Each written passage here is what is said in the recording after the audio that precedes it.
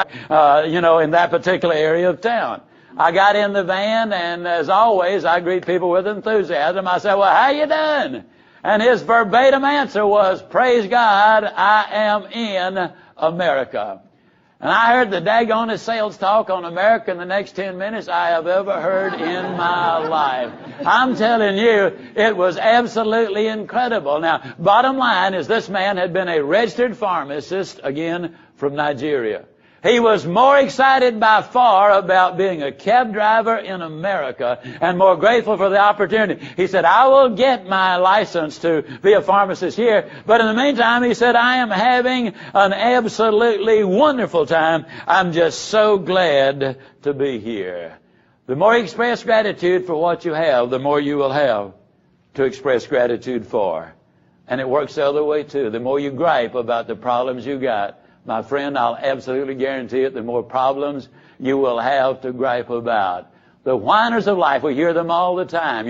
I'm so often tempted to carry cheese with me because I understand that wine and cheese, kind of go together, all right? Now, we need to express gratitude for our friends, our family, our job, our health, America. Again, the more you express gratitude for what you have, the more you will have to express gratitude for. We teach a 3-day course. It's called Born to Win. People come from all over the world.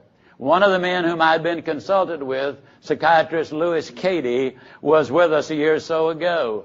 I get involved in, as you've noticed early on in this series, in a whole lot of self-talk, because that self-talk is so important. I've seen lives change. I've seen miracles happen as a direct result of it. Dr. Cady wrote me this card. He said the experience at Born to Win was one of a lifetime. And I've already started putting numerous ideas to work. And incidentally, this was April 12, 1994, and he's finished his book now. You also sold me, and finally, despite my thick skull, on using the affirmation card, and the results thus far, this was just 5 days after he finished, have been almost frightening in their intensity and speed. But it is a frighteningly good way.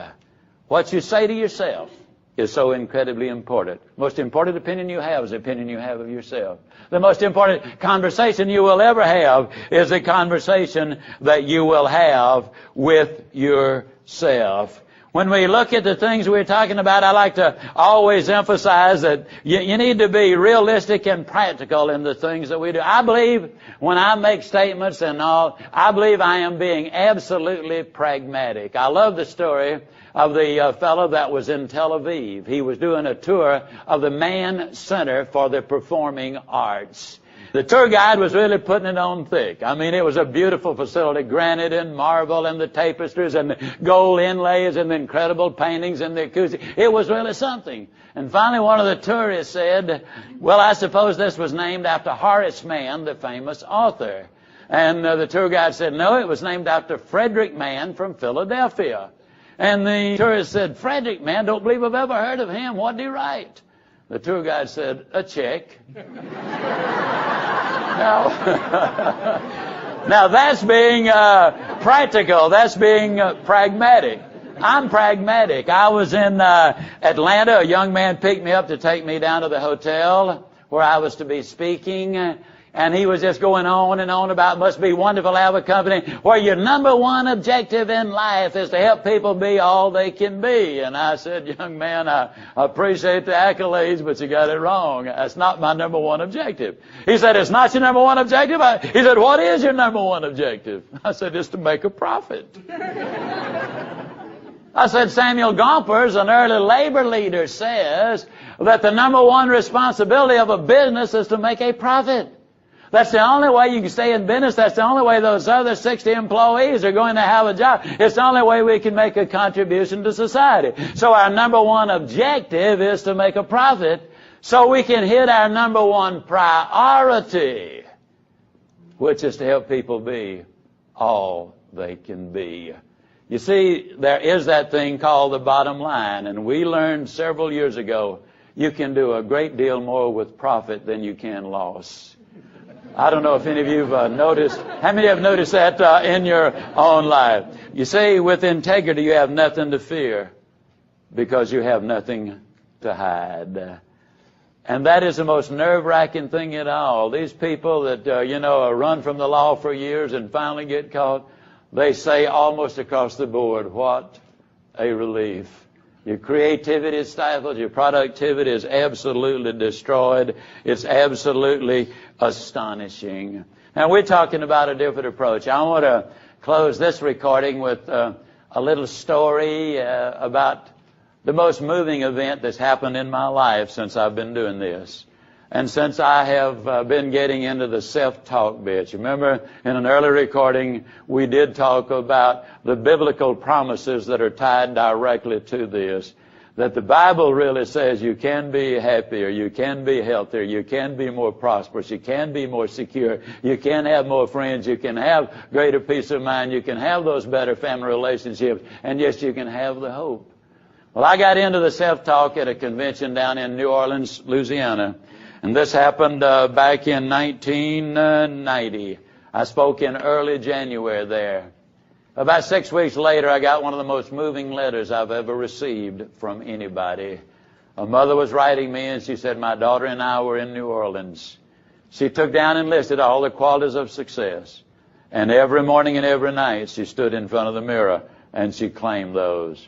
As a direct result of claiming these qualities, it led her back into the Bible. She made her peace with God, and on January 20th, 1990, she was killed in an automobile accident. But she is safe today. Now, friends, I got to tell you, when something like that happens, you get the chill bumps all over you, but those gratitude bumps really come out big. She's only 21 years old. I'm telling you, we're talking about some principles that absolutely are life-changing. They will be enormously beneficial. As I close this, let me simply say that with these attitudes we've been talking about, taking this approach, putting other people first, there are going to be certain people that are going to kind of laugh at you and say, man, you're different. But let me remind you, the little world laughed, but the big world gathered on the banks of the Hudson when Fulton went steaming by. The little world laughed, but the big world was tuned in when Alexander Graham Bell completed that phone call. The little world laughed, but the big world was at Kitty Hawk when the Wright brothers took that first flight into the air, which changed forever the world we're in.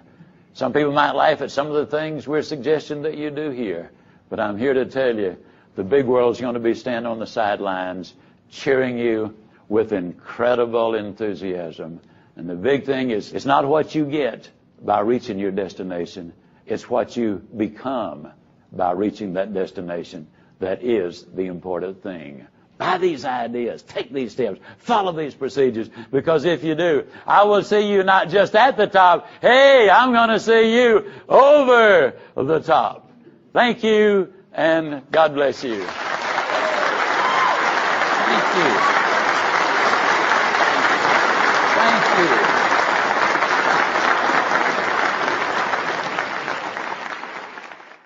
It's an absolute fact of life that everybody has the right attitude occasionally. Now the question is, how do you maintain that attitude in a world where you've got a lot of negatives? So that's the reason this particular session is entitled Building and Maintaining a Winning Attitude.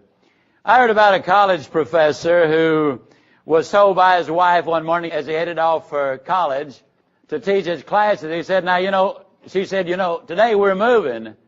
Here's the address of the new house. We're not going to be here when you get here. Go to the new house. He said, no problem. That afternoon he showed up at the old house and it was empty. Didn't see anybody there. Then he looked in the neighbor's yard and there was a little boy playing.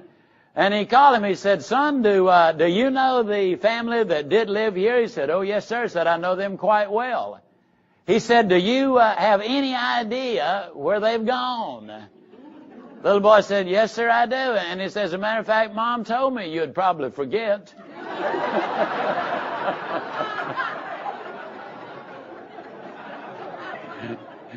Now, really, I talk about a positive attitude. This really is the right life attitude. You see, some things don't necessarily call for positive thinking, but all things call for right thinking, mature thinking, sound thinking. And this is the way we go through life. We need the right thinking as far as our job is concerned, the right attitude with our family, our company, our community, our country. The right attitude is important. I love what Chuck Swindoll said about it. He said, the longer I live, the more I realize the impact of attitude on life. Attitude, to me, is more important than facts. It is more important than the past, than education. It is more important than money, than circumstances, than failures, than successes, than what other people think or say or do. It is more important than appearance, gifted ability, or skill. It will make or break a company, a church, or a home. The remarkable thing is we have a choice every day regarding the attitude we will embrace from that day. We cannot change our past. We cannot change the fact that people will act in a certain way. We cannot change the inevitable. The only thing that we can do is play on the one string that we have, and this string is attitude. I am convinced that life is 10% of what happens to me and 90% of how I react to it. And so it is with you. We are in charge of our attitudes. Attitudes are important. You know, in today's life, we hear a lot of talk about pushing the envelope, playing it close to the edge, and all of those other things.